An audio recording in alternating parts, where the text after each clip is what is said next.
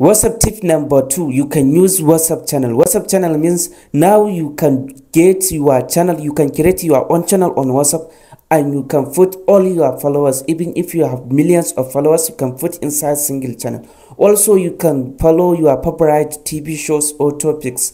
Through WhatsApp, you can get all information about that specific topics on your fingertips on using only WhatsApp. So guys, what do you think about this channel? Do you ever create your own channel or no?